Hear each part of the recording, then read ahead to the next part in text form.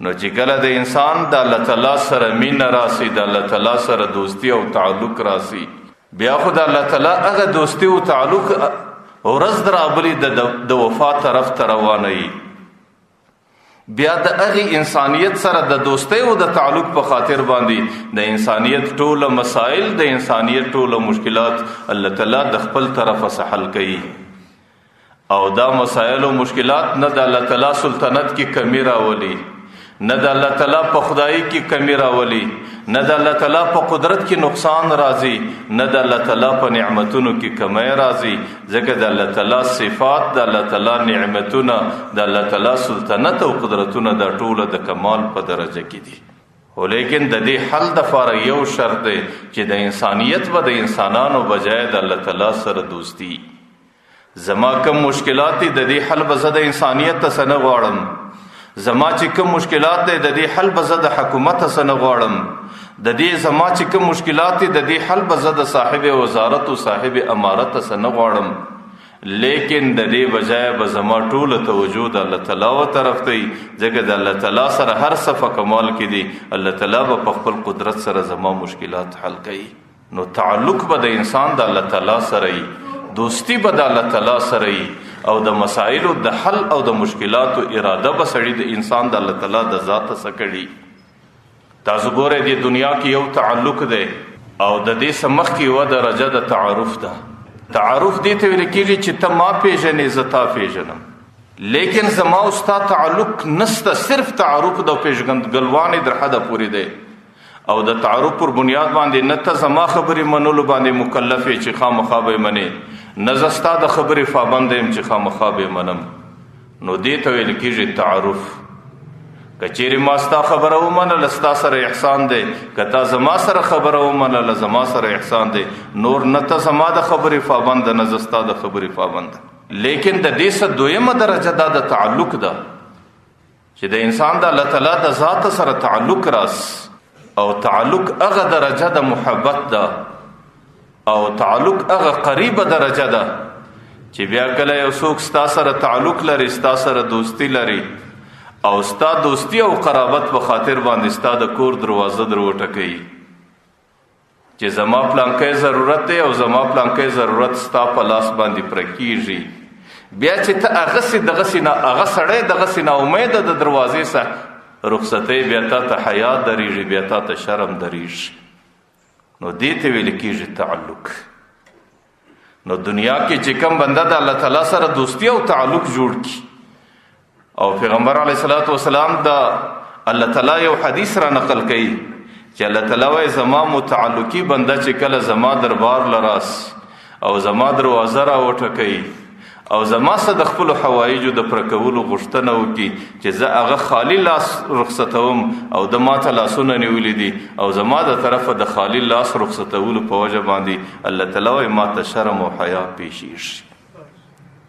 نو بیا زه د هغې بنده لاس خالی نه رخصتوم، بیا زه هغه بنده نا امیده د خپله درباره سره نه رخصتوم.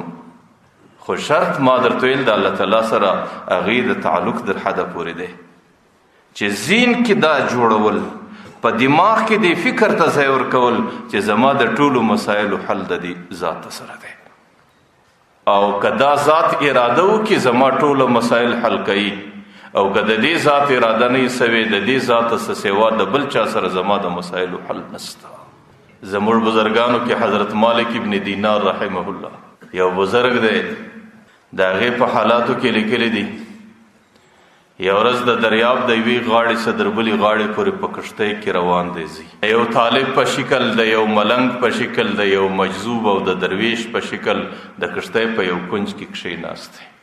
چې کله کښتۍ د دریاب مابین ته ورسېدله نو کښتۍ کې یو سړي نارې کې ور زما ډېر قیمتي غمی ورک دی، او زه چې کښتۍ ته راپورته کېدم زما په غوټه کې دا غمی و، زما په جیب کې دا غمی و، او زما سره دا غمی و، لیکن اوس زما څه ورک دی. زما یقین دی د دې کښتۍ په ملګرو کې زما څه چا اخیستی دی. چې کله یې کښتۍ کې شاوخوا وکتل نو کښتۍ کې ټوله صاحب ثروت او مالداران او د هغې وخت هغه معززین خلک ناست دي.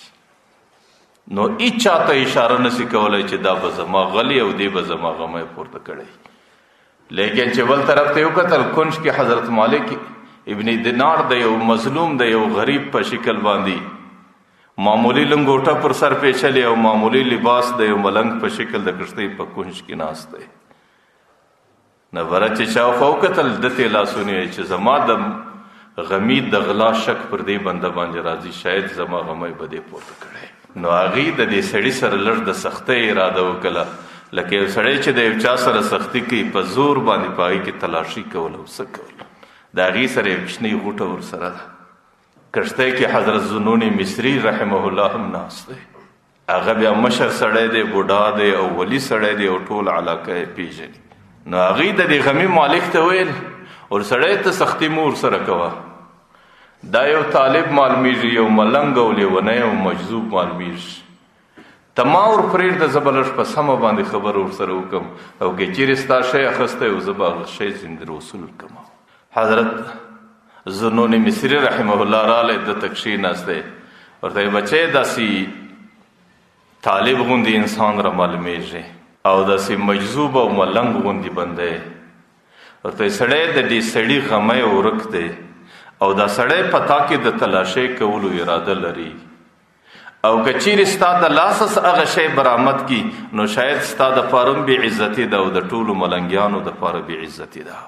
نو ورته یې که چیرې ستا یې څه خطا سوي انسان دی، د هغې سره نفس و شیطان دی، نو ما ته یې پټه په لاس کې راکړه، زه به هغه شی د خپله مالک ورسوم. زما او ستا او د خدای او د مالک بغیر به نور هېڅ په دې باندې نه خبر. نو دا زمام د عزت مسله ده، ستام د عزت مسله ده او د ټوله دیندار انسانانو د عزت مسله ده. حل په دې شکل باندې دی. حضرت مالک ابن دینار حضرت ذوالنون مصري ته دام نه ورته وایي چې زه غل نه یم، دام نه ورته وایي چې زما د جیب تلاشي واخ، دام نه ورته وایي چې زما دې غوټه کې وګوره، او دام نه ورته وایي چې ما د غلا عادت زه نه لرم او نه مې د غلا اراده کړې ده. د په حالاتو کې لیکلي دي فنظر نظرة الی السما. حضرت مالک ابن دینار صرف د اسمان ته وکتل. زه کله کله دا وایم عجیبه انسانان ولو او عجیبه انسانان یو. الله تعالی عجیبه انسانان پیدا کړي وو او عجیبه تعلقات د الله تعالی د انسانانو سره وو او وروسته زمانو کې عجیبه خلک رال.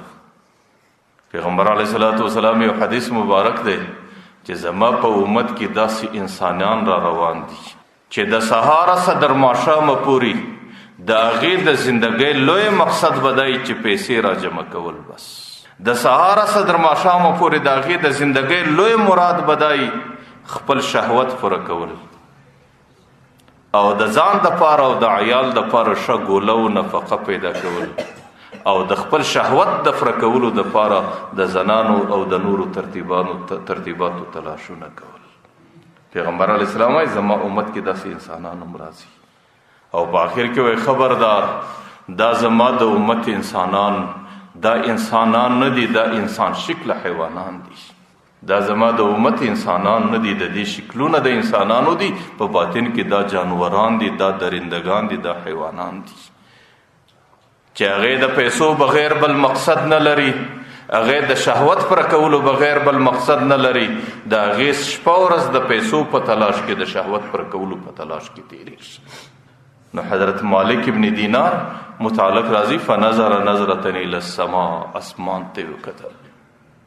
حالانکه ابتدائی زمانه کې حضرت مالک ابن دینار د ځوانۍ په ابتدا کې هغې ټوله زندگی د شرابو په نشه کې تېره کړې ده، لیکن وروسته الله تعالی هدایت ور نصیب کړی دی، وروسته الله تعالی د توبې توفیق ور کړی دی او وروسته د الله تعالی سره دوستی او تعلق جوړ شوی دی. د هغې تعلق پر بنیاد باندې چې کله د دې اسمان ته وکتل، د اسمان د طرفه د الله تعالی په اراده باندې دا امر شاید دریابونو ته راورسېدی چې په دې دریاب کې څومره مایان دي دا ټول راوغورځېدل، کښتۍ یې په ګیره کې وخت او د کښتۍ پر غاړه باندې چې څومره مایانو خولې راپورته کې سرونه راپورته کو، د هر مایي په خوله کې یو یو غمی دی. آخر حضرت مالک ابن دینار د مایانو ته وایي چې د دې سړي کوم غمی ورک دی هغه غمی راورسوئ. آخر یو مایي هغه غمی ورته پیش کړي. حضرت مالک ابن دینار حضرت ذوالنون مصري ته خپل غمی ځینې واخه خپل مالک ته ورسوه. چې کله حضرت ذنون مصری هغه غمه مالک ته ورساوي، حضرت مالک ابن دینار ورته حضراتو زما او تاسو نور سفر په دې دریاب کې سره مناسب نه دی. د دریاب پر سر باندې د کشتۍ سشاوس پر اوبو باندې روانو چې در کومه پورې د دریاب سواوشته. نو هغه خلق د الله تعالی تعلقیانو. پیغمبر علیه السلام لو کان فی قلب ابن آدم مثقال ذره من الیقین، کله انسان په زړه کې د الله تعالی پر ذات باندې د یوې ذرې مقدار یقین جوړ سي چې زما مشکلات الله تعالی حل کوي، لکان یمشي علی الماء، بیا به د اوبو پر سر رواني او دا تلې به په دې اوبو باندې نه نبدي شي. نو حضرت مالک ابن دینار بیا د اوبو پر سر باندې روان او د دریاب درابل سره پورې واوښته. هغه کشتۍ والا ورته وایي چې زما او ستاسو په مابین کې نور سفر مناسب نه معلومیږي. تاسو پر ما بدګمانه، زه پر تاسو بدګمانه، تاسو پر خپل لار ځئ، زه به پر خپل لار باندې ځم. نو ما درته ویل د الله تعالی تعلق په دې شکل باندې